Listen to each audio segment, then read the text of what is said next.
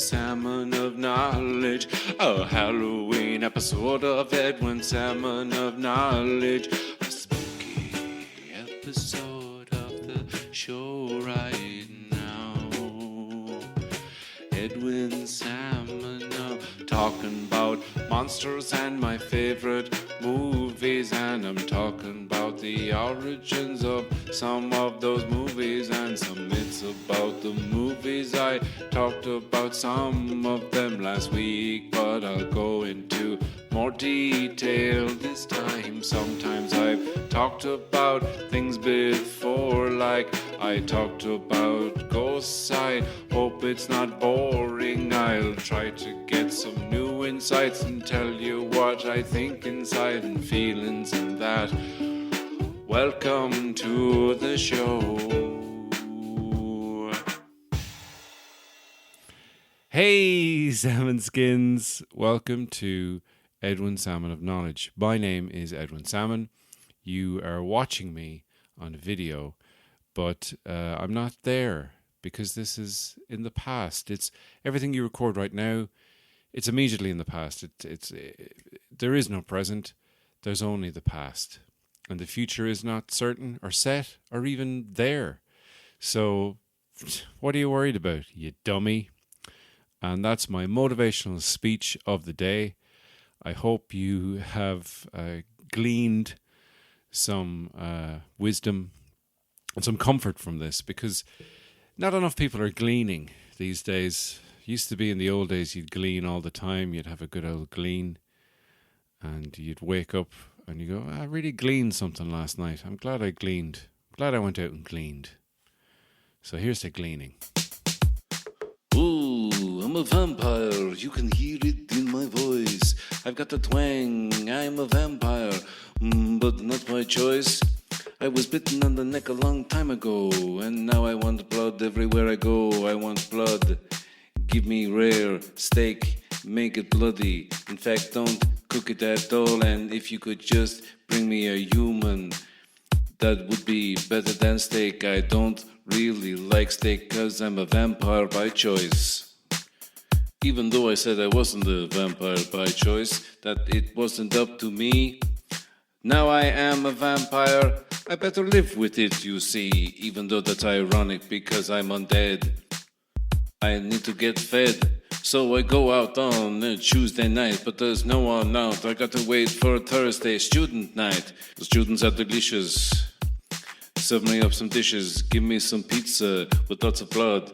Hold the garlic bread. Oh no, I don't want garlic bread, don't you know? I'm a vampire.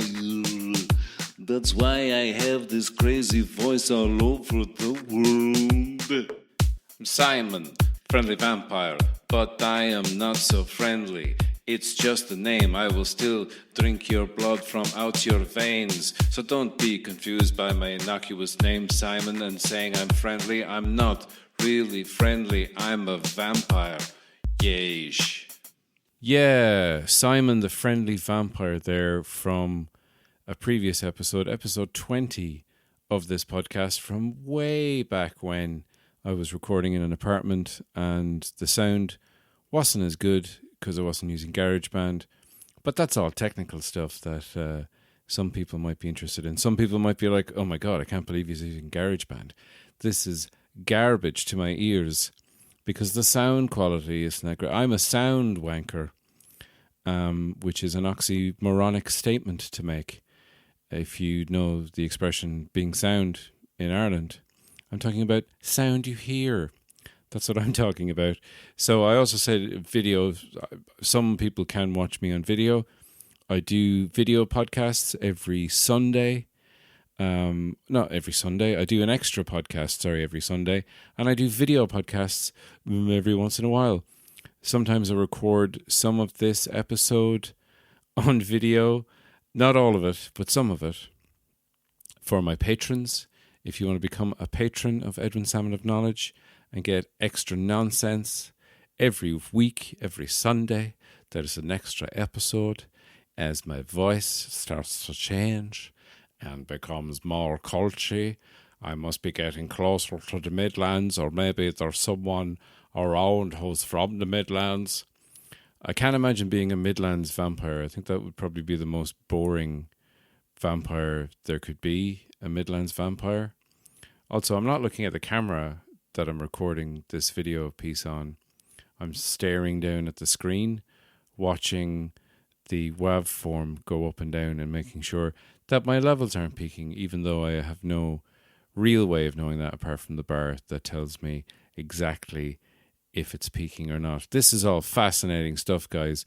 I had to listen to the 2 previous episodes, Simon the Friendly Vampire, and then I did one called Ghost Busting, and another one called Least Haunted, where I talked about Most Haunted, a show that I used to watch with my brother.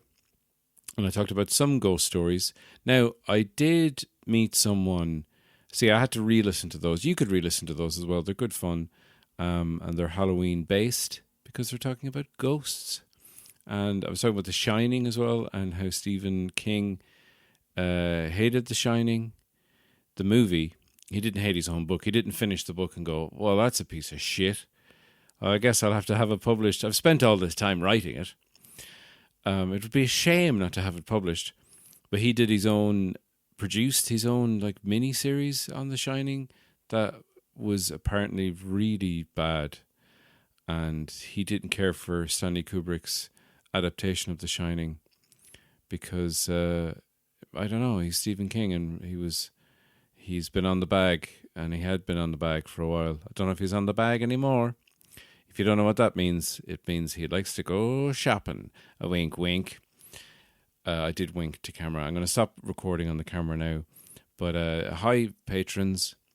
So if you want to see what kind of terrible clothes I'm wearing, then check out the video pod on Edwin Salmon of Knowledge on Patreon. I'm actually wearing a top that I bought in 1996. And I've had the zip replaced. I've had the cuffs replaced. It's very old. It's full of little holes because of all the hot rocks that I used to drop on myself.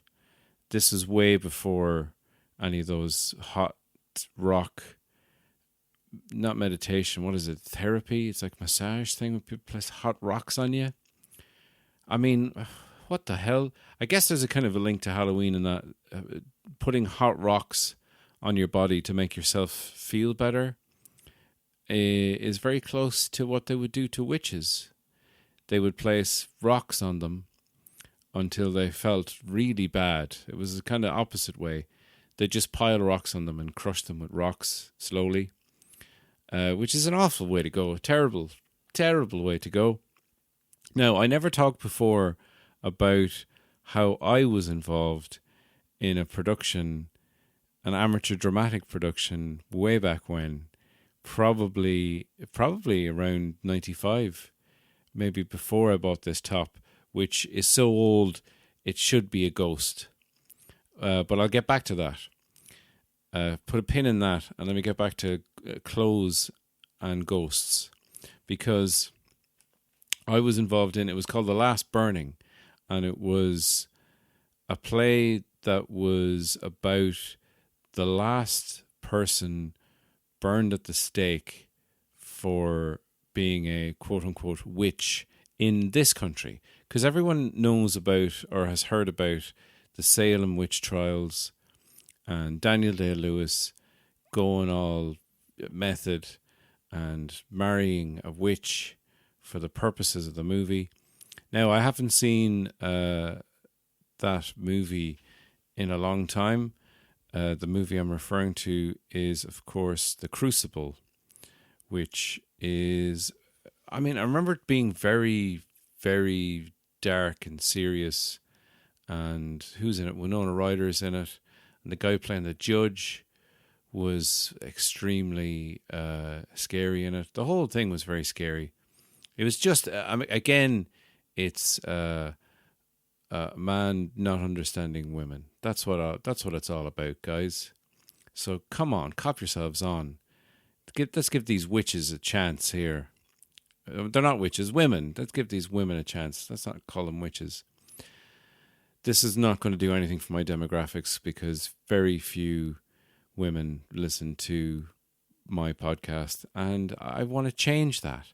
And I don't think it's going to change with this episode. But I was in that play, The Last Burning, and I played as kind of a yokel. I played like one of the town idiots. There was me and there was another guy playing the other town idiot. So between us, we had kind of one dumb brain, and it was a lot of fun. We had it. We had a custom made stage, which was like people were sitting on all corners of it. So we're acting in the round. So we come in and off from different parts, and it kind of made it a little bit more immersive for the audience. And there was like a professional, semi-professional director. I immediately demoted him there after I called him professional. Just went, no, he was a semi-professional. And we had to audition for him. I remember auditioning in the County Arms Hotel. And check out the County Arms Hotel, guys. This podcast is not sponsored by the County Arms Hotel. But we were sitting in a room, and then we'd have to go into this kind of acting space to act. It was the only space you could act in. In the other room, there was a sign with Daniel Day-Lewis's face in it, and it was like a circle with a line going through it. No acting zone. We were all like, oh, but I've got so many soliloquies I want to say right now. And the man would angrily tap the sign. No acting allowed. I can't remember what my audition piece was. I think I probably read from the play that we were going to do. And, I mean, to be honest and to be fair to myself, and also slightly unfair, it's not like there was, every hot young actor in the Midlands was up for this part. It was amateur dramatic society, so whoever was interested in being in an amateur dramatics production with a semi-professional director, which there wasn't many of them. I honestly don't think there was anyone really going for the part that I was going. So it was kind of a formality, but I didn't think so. And then we rehearsed in the theatre that hadn't been built yet. It was since rebuilt. It was this old Georgian theatre, the Oxman Town Hall, and it was basically just a kind of a dirty, empty room. No floorboards, concrete on the floor, and no stage. And like now, it's a lovely theatre. It's got a backstage area. I've done some comedy gigs there. I don't know why my voice went up in a sort of a questioning manner. I think I'm questioning whether there were comedy gigs because did anyone laugh? I think they did, but I know for a fact that comedy is not that popular in my hometown of Burr County Offaly. Look, I don't want to be dissing Burr County Offaly, but here's the thing. I did my solo show, Edwin Salmon versus Cancer, back then, probably 2016, and it didn't really sell. And we ended up doing the show in the lobby of the theatre, which is not ideal, but at the same time, it was good fun.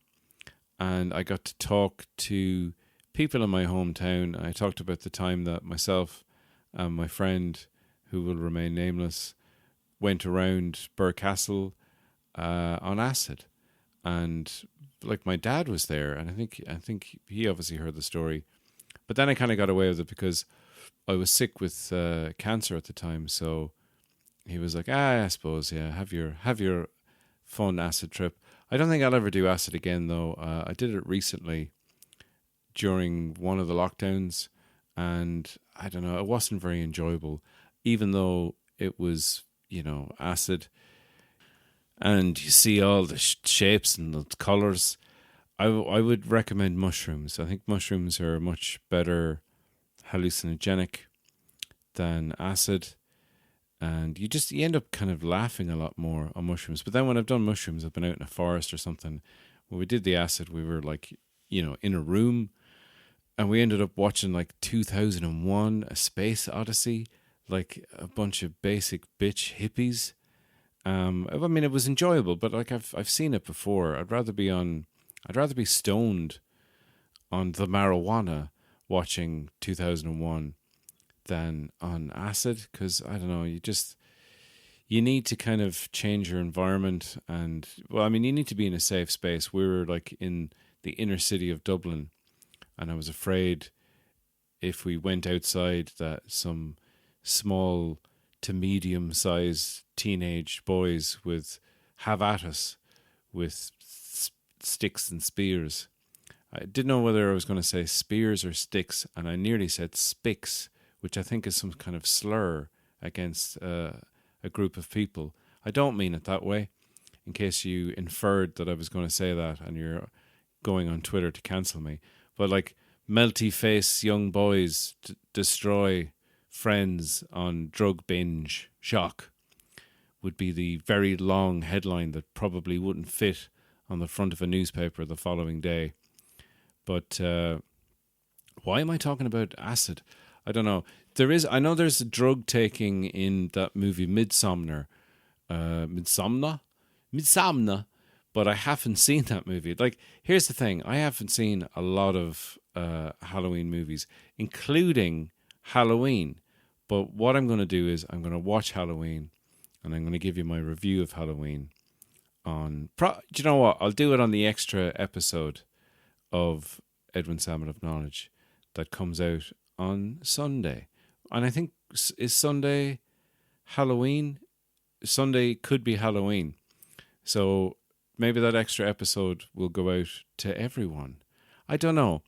I'll do an extra video pod definitely for the patrons. That will be an exclusive. And maybe the rest of you might get a second exclusive. Because you know what? I just like putting stuff out into the world and being sound.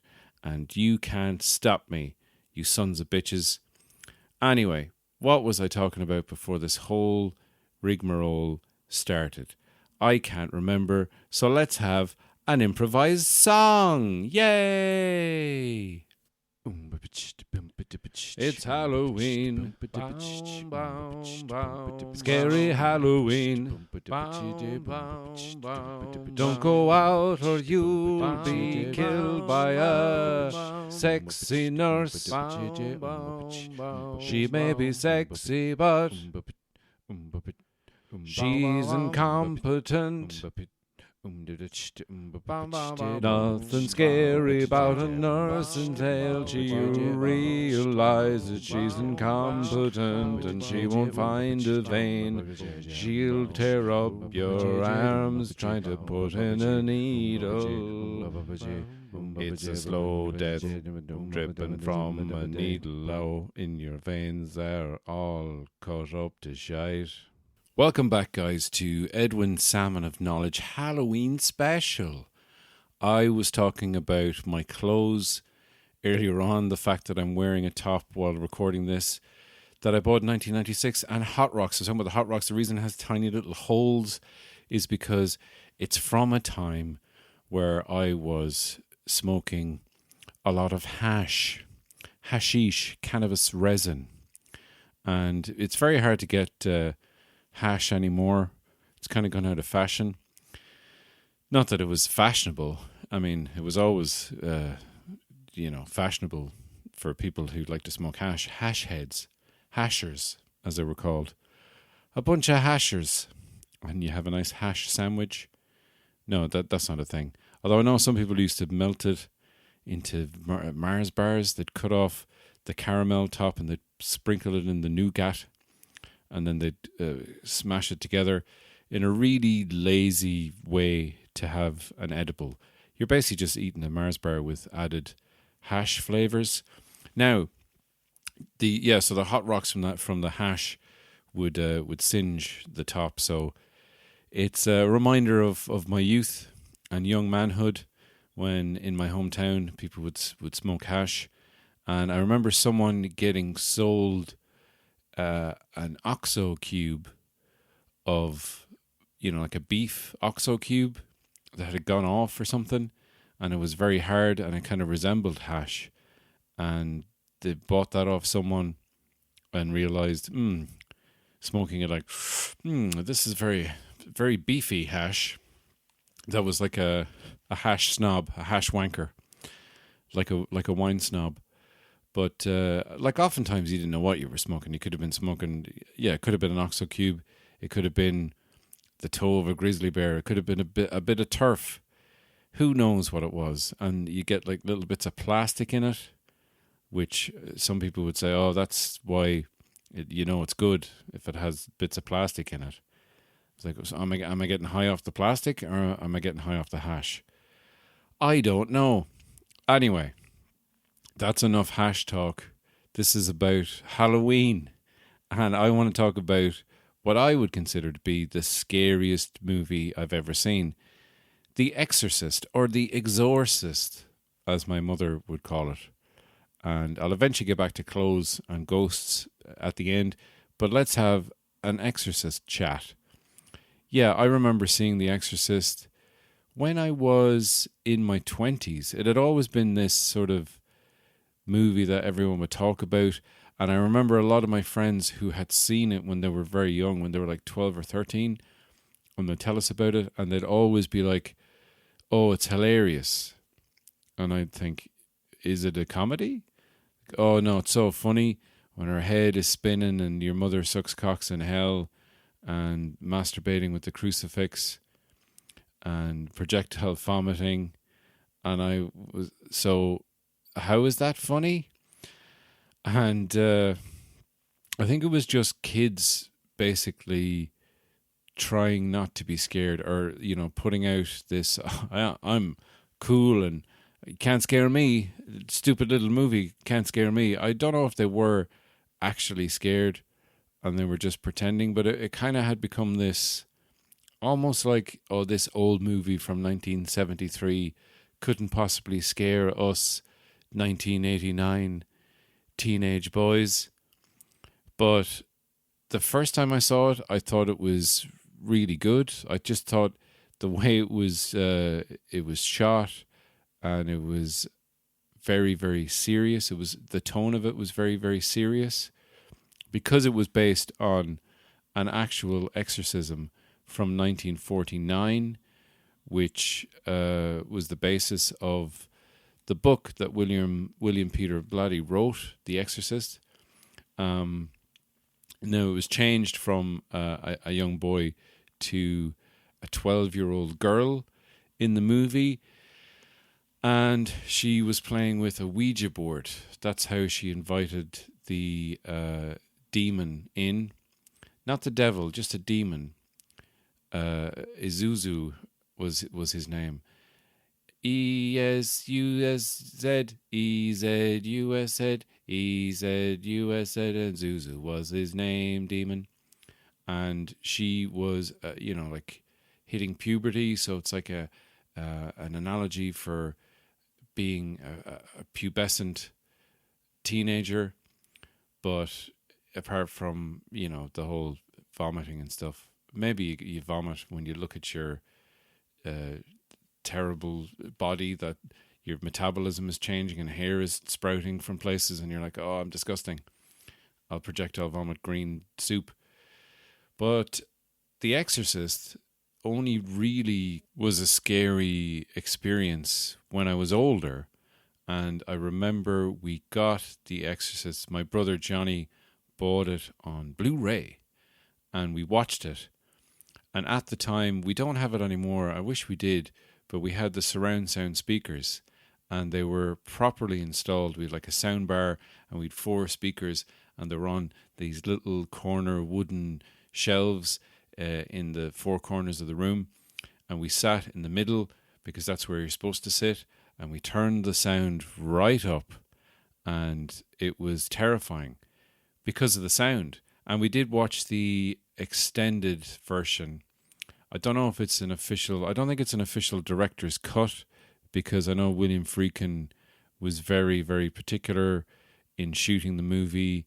There's stories in the book Easy Riders, Raging Bulls, which is all about the kind of late 60s, 70s resurgence of cinema and the kind of the rise of the movie brats Scorsese, Spielberg, Lucas, Coppola, who else? Brian De Palma. And Friedkin was in there as well. He'd made The French Connection, which was a real sort of documentary style, gritty cop drama. And that was kind of scary because I didn't realize till afterwards. There's a famous car chase in that where, what's his name? Popeye Doyle, the cop played by Gene Hackman, chases a train. There's like an inner city train, a subway train, I guess. And he's driving on the street, and it's on rails on the bridge above him, and he nearly hits a few people. And apparently they didn't get permission to shoot this chase. They just shot it on a street. They didn't close down a street. They just shot it guerrilla style.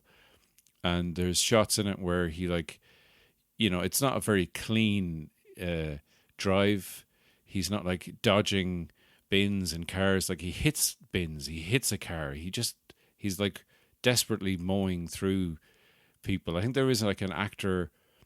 There's extras, obviously who come out and jump out of the way, and he hits their shopping trolley. But he dings a van at one point, and apparently that was just some lad driving a van. And then afterwards they just pay him off, pay for the damages, and it's all on film.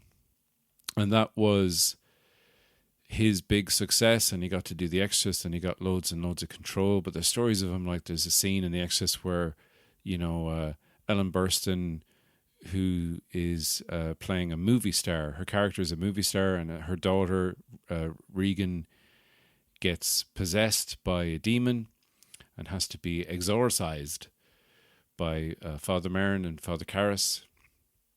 And she, brings her to a hospital, and she has all these medical things. Science does as much as it can do. They exhaust any kind of scientific avenue that may explain what's happening to her. And what we know, because she's been playing with a Ouija board, and Ouija boards let the ghosts in and the demons run amok inside your body.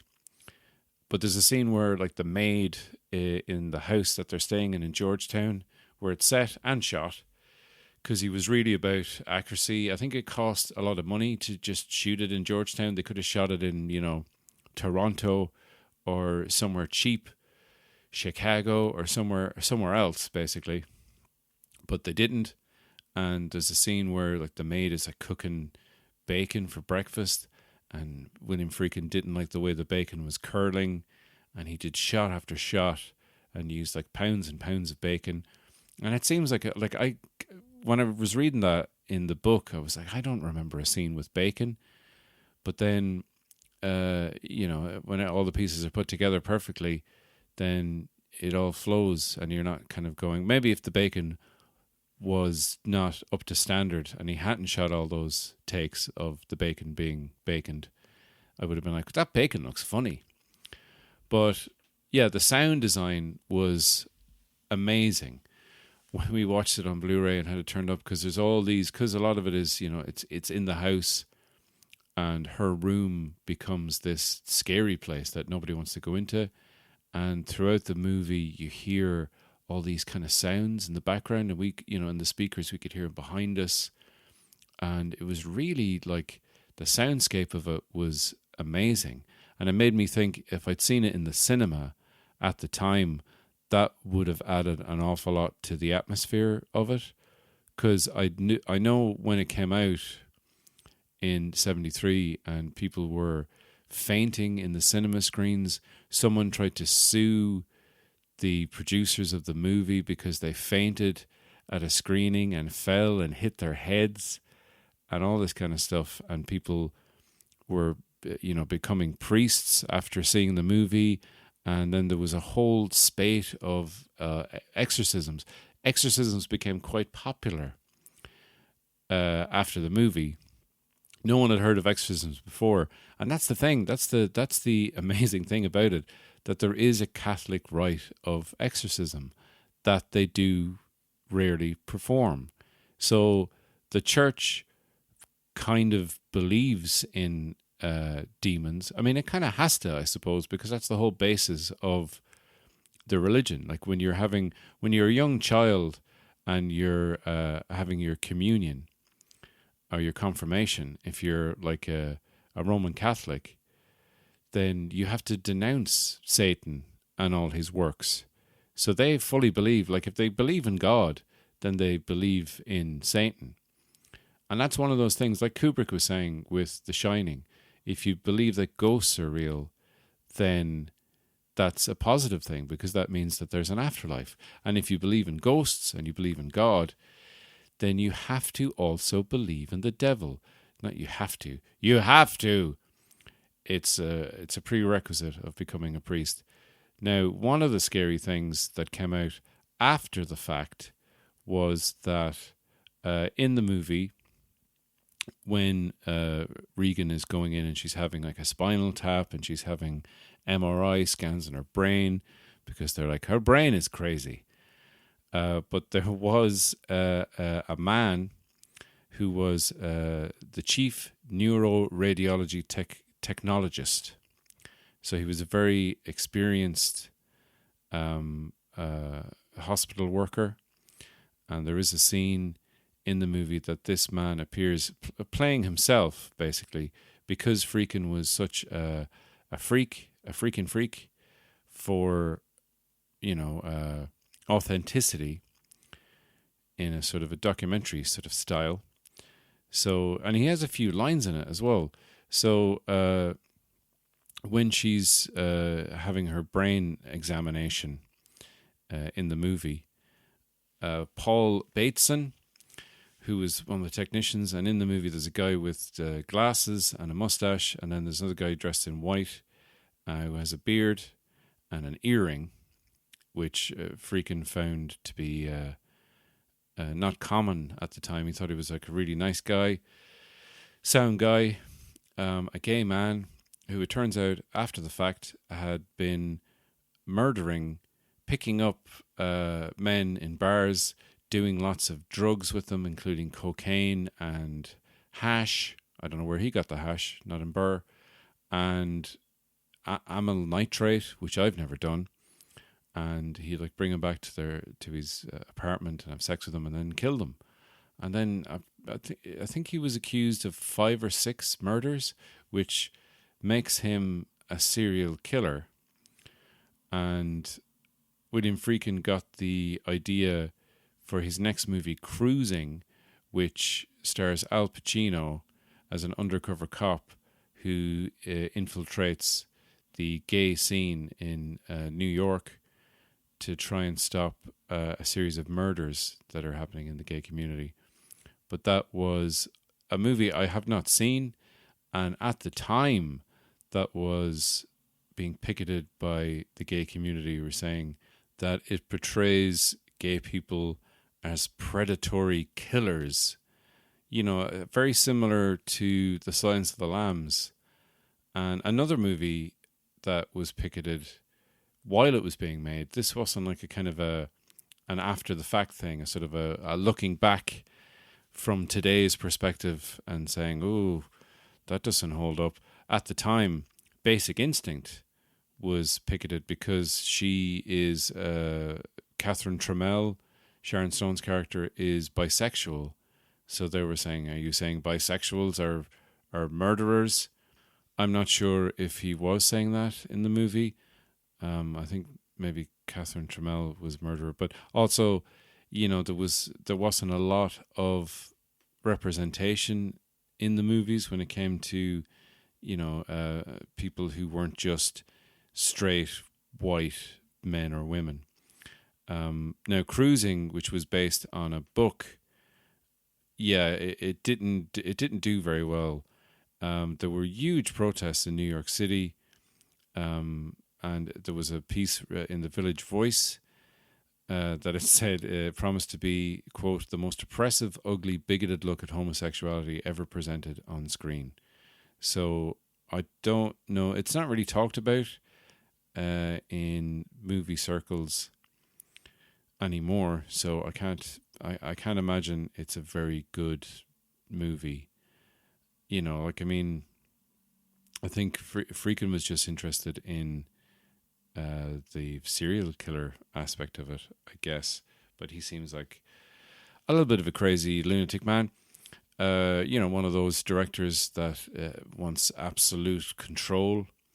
But if you do watch The Exorcist, and if you've never seen it, it's good. I mean, it is a little bit over the top, and there are moments in it that don't really make any sense in so far as the stuff that they achieved special effects wise is amazing. Like, there was no CGI. Obviously, they had to make the room really cold, so you could see the actors' breaths.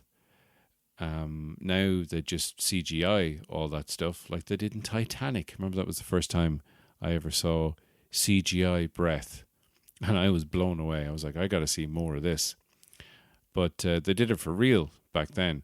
But there is a bit where her whole head turns around, completely around, like the way people think owls' heads turn around completely, but they don't. That's a misnomer. But like her head does a 360 spin, and she keeps talking, and I'm like, she's dead. Like, now, demon, you're just occupying a dead 12-year-old girl's body, because there's no way she could survive that. That's the only thing that really kind of brings you out of the movie a little bit. Obviously, there is the spider walk sequence, which is one of the most famous kind of scary sequences, because in the extended version of it, there is a lot more of the sort of hospital procedures and stuff like that, which obviously they cut out because you only need a little bit of that, to kind of show that, they're trying to do whatever they can. They're trying to get doctors to fix this demon problem. They don't even realize there's a demon problem. But for me, it kind of added a bit more sort of reality and weight to it, so that when finally Ellen Burstyn's like, okay, let's call in the priests to perform an exorcism to drive a demon out of my daughter, she's gotten to a point where she believes that that is the only option, and she's so desperate that she invites them in, and it builds up to that, and then the last bit of the movie is quite frightening. And the case that this was based on was from 1949, and it was like a young boy whose real name has been kind of withheld. If he was alive today, he'd be in his sort of early 80s. So it went on for months, and priests there was 2 Jesuit priests who would perform the exorcism rite of passage. I cast you out in the name of God. I cast you out, Satan, is what they would say at the end of every one of these exorcism sessions. And eventually, one of the exorcisms stuck. It held, and the boy was, quote unquote, cured. Would you say cured from exorcism? He was released from being exorcised. But yeah, if you haven't seen The Exorcist, check it out. I've never seen any of the sequels, and I've heard that one of them is quite goofy. I think the third one is kind of goofy and stars Richard Burton, or maybe I'm confusing it with the second one, which I think is called The Heretic, which was directed by John Boorman, the Irish filmmaker. So I might check those out and tell you what I think of them in an extra bonus pod episode that you can get for the low price of just €5 a month. Yes, on my Patreon, you will get an extra episode every week, extra video pod episodes, episodes where I'll be playing video games, and you can watch me play video games and talk about my love of video games and my history with video games. My book is up there. I've done some readings from my book. There's like 18 chapters of the book, but I'm rewriting it sort of constantly. So it's like I'm on the sort of almost second draft of some of it, but I've written extra bits that I have read out on the Patreon, and there's a video pod of that as well. So yeah, I'm going to talk very briefly about an encounter I had with someone where they talked about their encounter with ghosts. So talking about encounters with people who have encounters with spirits. So I went to a show, Dream Gun Film Reads, The Breakfast Club. That wasn't scary. It was very funny. And I was talking to a chap who I was sitting at a bench with, who's a friend of a friend. And I kind of met him before, but never really chatted to him. And he was telling me about his encounter with a ghost. And he said it was his father's mother, his grandmother, whom he remembered kind of vaguely from when he was a child, but she died when he was like, I don't know, 5 or 6 or something like that. And she just appeared at the end of his bed one night, and he was like staring at her. And I was immediately like, whenever someone says that they've seen a ghost, I am immediately like, what was it like? Because I've always wanted to see a ghost. I'm very disappointed that I haven't so far. And I've gone on numerous sort of ghost tours. When I was in Edinburgh, I went to the Greyfriars graveyard, where they do a ghost tour at night, because there's the ghost of a guy called George Mackenzie, who was called Bloody George Mackenzie because he used to punish this section of Edinburgh society that they were like, he was a Protestant and they were Lutherans or something. They worshipped the wrong god, or they practiced the wrong religion, and they'd be put in these kind of cells and sort of tortured and beaten and whatnot.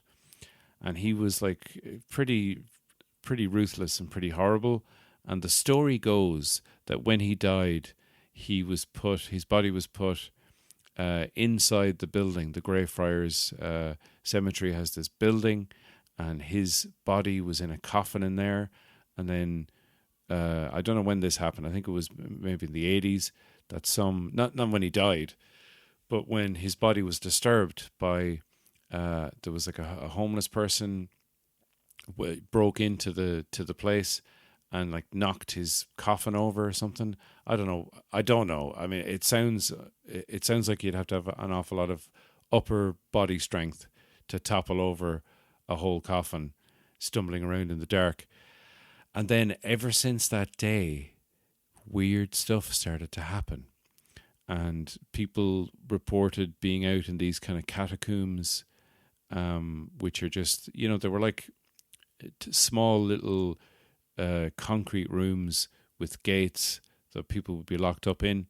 So like dead birds were appearing outside them, and then people reported being like knocked over and like the feeling of being held down, pinned down on the ground, and then they'd have like bruises on their arms and their legs and stuff.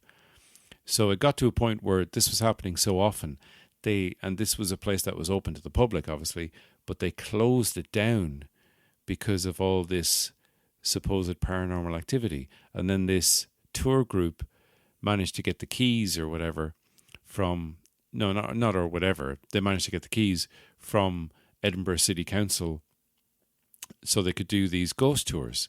And I remember being there around December, and it was really, really cold. It was like minus fucking 4 or 5 or whatever. Pretty cold. I never really experienced that kind of cold. And I was there with, not my wife. It was years ago. It was 20 years ago. I was there with a former girlfriend. Well, I mean, she wasn't a former girlfriend at the time. That would have been awkward. She was a current girlfriend who became a former girlfriend. And we were doing the tour, and she was just too cold. So she went to the pub beside the graveyard to get a wee dram, which is a Scottish for whiskey. And I continued on the tour because I'm brave and I wanted to see a ghost. So we're in these catacombs, these tombs, and there's a whole bunch of us, and there's these American ladies beside me, and the guy doing the tour was like, he said at one point, so if you feel like there's a cold air beside you, I don't know why he sounds like Mrs. Doubtfire. Now, dears, oh, if there's ghosts there, those are the ties that bind. Like bloody George Mackenzie bound people and had them enslaved and imprisoned here in these catacombs. But he was saying, I won't do the accent. He was saying, if you feel like a cold air beside you, then that could be a spirit. And I was just thinking, what are you talking about, man? It's fucking -5. There's literally cold air everywhere. Does that mean we're surrounded by ghosts? No, we're just surrounded by air, by the atmosphere, weather. That's what it is. But these two American ladies moved away from where they were standing. They're right beside me. So then beside me is just this gap, this space in which a poltergeist potentially could inhabit. So I just walked into it and was like, hello, ghost. And, being a little bit of a dick, but also I thought it was funny. And then at the end of the tour, one of the other tour guys jumps out wearing like a werewolf mask or something and go, ooga booga booga. And everyone jumped. And I was like, oh, fuck's sake, you're cutting the balls off of your potential authenticity here by doing a big jump scare at the end, because that was supposed to make everyone feel okay or whatever. I was like, come on, where's the ghost? Give me the ghosts. So I haven't seen a ghost, but I was grilling this chap who told me that he saw the ghost of his granny. I was like, well, what did it look like? And he was like, oh, it was very, it was like, sort of see-through, ethereal. I was like a ghost. And he was like, yeah, like a ghost. I was like a hologram in a Star Wars movie. And he said, yeah, pretty much. So, I mean, if a ghost looks like a hologram in a Star Wars movie, I mean, it's not that scary. But then I said to him, do you know what I don't understand about ghosts? I said, like, was she wearing clothes? And he said, yeah. And I said, well, I mean, that just raises questions about, surely if you die and you leave your earthbound body and you become a spirit, so shouldn't all ghosts be naked? Why are they wearing clothes? The clothes didn't die. Are the clothes that you wear when you die the clothes that you have on in the afterlife? Is that how it works? Like Beetlejuice rules? Because in Beetlejuice they're all wearing the clothes that they had on when they died. And also sometimes they have the things that kill them on them as well, which doesn't make sense. But then again, that's Beetlejuice. It's not really an accurate representation of the supernatural in the same way that the Exorcist would be. But I was like, yeah, so she was wearing clothes. And then I said to him, how come you never see any ghosts from like the 90's? How come you don't see a ghost wearing like baggy jeans, those kind of bell-bottom jeans that became popular in the 90's, and has like a CD Walkman and a beanie hat? How come you never see like someone who looks like they could be an E17, as a ghost, like a sullen teenage ghost from 1995? How come you never see that? And he went, oh yeah, like I'd blown his mind. He was like, oh yeah, of course. Yeah, that makes no sense. And I said, yeah, but you've seen a ghost. So I managed to pick apart the logic of ghosts to someone who had actually seen an actual ghost. So I'm not saying my powers of persuasion are immense, incredible, but they kind of are. So that's me just, praising myself more than anything else. And, self-praise, they say, is no praise. But sometimes if I don't praise myself, who's going to praise me? You listening to this? You person? Huh? No, probably not. Anyway, guys, that is the end of this episode. Thank you so much for listening. If you could spare a minute and give me a review on Apple Podcasts, that would help out immensely with getting this podcast into the ears of people who might enjoy it. If you know someone who might enjoy this podcast, then recommend it. If you can follow me on Spotify, there's a little follow button.